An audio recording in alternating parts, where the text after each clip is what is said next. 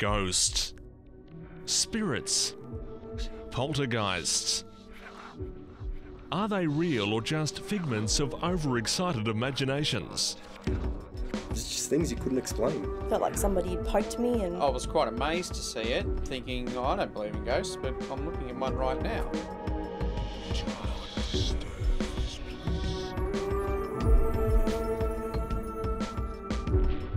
Most spirit can hear you. Most ghosts can hear what you're saying. It's whether the person saying it can hear them back. But I believe that I have conversation with ghosts all the time, and most psychics and mediums believe the same thing.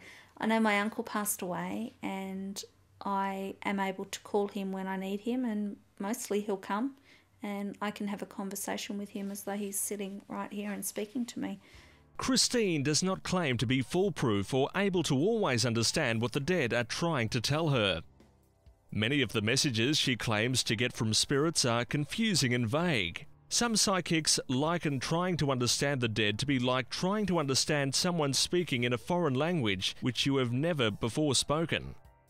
I occasionally hear people talk to me. I don't often understand what they're saying, and sometimes it's like listening to a babble of people talking, but they're in another room and you can't hear what they're saying. It's quite amazing because I've actually been thanked by spirits. They hug me and it's very emotional. I can cry a lot during readings because I'm empathic as well, which means I feel all the pain and emotion. So often I'll warn people when I start a reading, I'm about to cry, and they're like, oh my God, you know, and yeah, it just happens. So I think they probably do have some sort of a message they'd like to get across. It's just they've picked the wrong person. I mean, I very rarely know what they want. Quite often I don't even know what sex they are. I mean, sometimes I can. For some reason I'll pick up on a sex or a name, but mostly I just know that there's a person there. It's been said that there's two types of ghosts. Well, there's several types of ghosts, but there's two in particular. One that's three-dimensional, one that's two-dimensional. I've never seen a three-dimensional, but I have seen a two-dimensional ghost, what I believe is called a ghost, and it was just a grey outline of a person. One was the first one I saw was of a man, and the second one was of a woman. What they are, I don't know. All this interest in the paranormal begs the question, what is a ghost?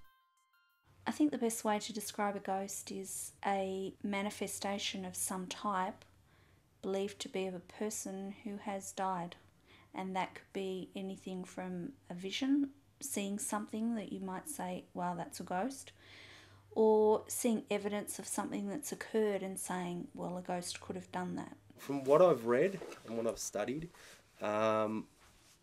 some say there could be a rift in a parallel dimension. A ghost basically is, I'd say, a dead person. Others say it's a rift in time, almost like a residual sort of energy that repeats. I don't really know what a ghost is. You know, I mean, I